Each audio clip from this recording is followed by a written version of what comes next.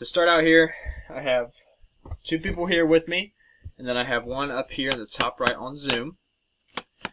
Today I'm going to be talking about Lithuania.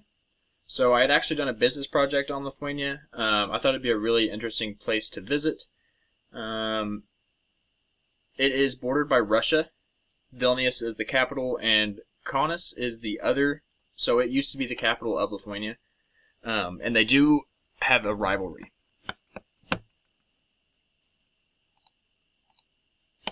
So I'm going to be talking about the language, food, and traditions. So the language of Lithuania is close to Latvian, and more than 80% of the country speaks it. So the other 20% is just kind of a mixed language of a couple different ethnicities.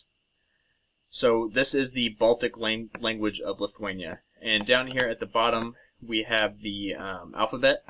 So if you'll notice, it is missing Q, W, and X. That's really the only differences in it. Other than that, it has the lines and arrows above it. For food, the Lithuanian cuisine usually consists of potatoes and rye. So pork is the favorite meat there, but they do also eat stuff like beef and chicken. It's just not as common. They do like soup. It is one of the most common dishes. And then succotus. So this is kind of German in a way. So it's kind of like a cookie, but it's built in a tower and it looks spiky, as you can tell down here in the bottom. It's different.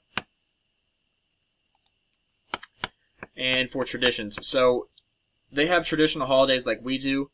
They have an Easter, but instead of having the Easter bunny, they have an Easter granny. So the Easter granny makes eggs. They color them, they decorate them, all kinds of weird looking things, and then they deliver the eggs like that. And then they have Shrove Tuesday. So Shrove Tuesday marks the end of winter.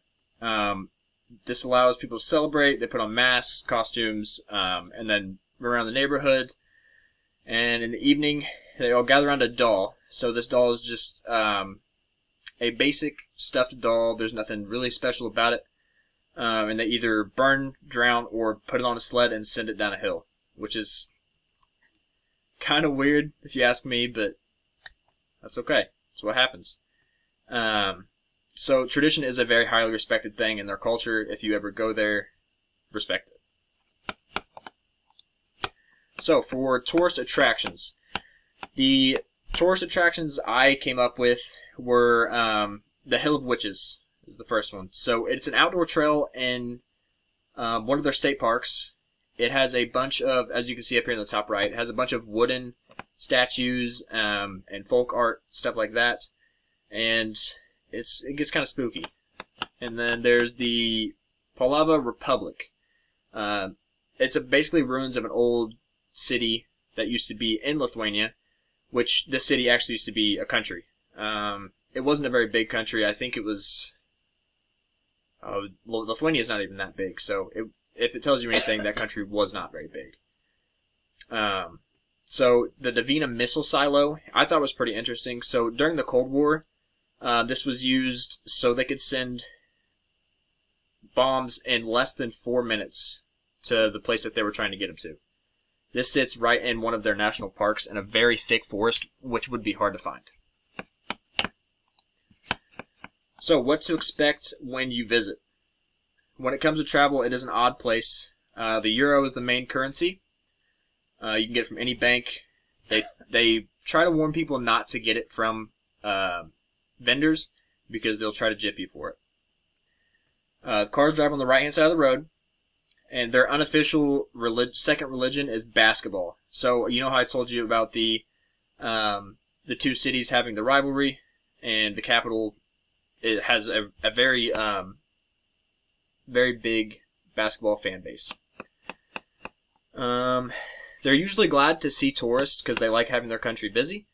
But most of them do not speak English, especially if you're approaching someone above the age of 50, they will most likely not speak English. And it is also on the Eastern European time zone. It's virtually a safe place. The few things to look for when visiting, so there's petty theft. things like pickpocketing, theft from vehicles, and they warn people not to pull over because one of their things in Lithuania is people will try to steal your car or steal things from your car while you're trying to help them. Drink spiking is another large issue. Drinking is a big thing in Lithuania, so if you're drinking, don't do it alone. And then getting ripped off. So in Lithuania, bars will try to take advantage of people coming to visit. They'll overcharge them for drinks, any type of item, and food. And what can get you in trouble? Not really a lot. The Lithuanian people are pretty chill. They'll treat you like you're just one of them, but don't judge their traditions because they will take offense to that. And going for attire in Lithuania, so the dress is not much different from here. What I could find was jeans are a very popular thing, except for when you come to traditions. So for the traditions, they'll usually put on a dress, and like I said, they wear masks and paint their faces and stuff like that when it comes to the holidays. But the temperature is constantly changing in Lithuania. So you need multiple layers for nighttime, or some days it'll be cold, some days it'll be warm. I think it said it was about 22 degrees Celsius up to 71 maybe. So it's not super warm or super cold all the time.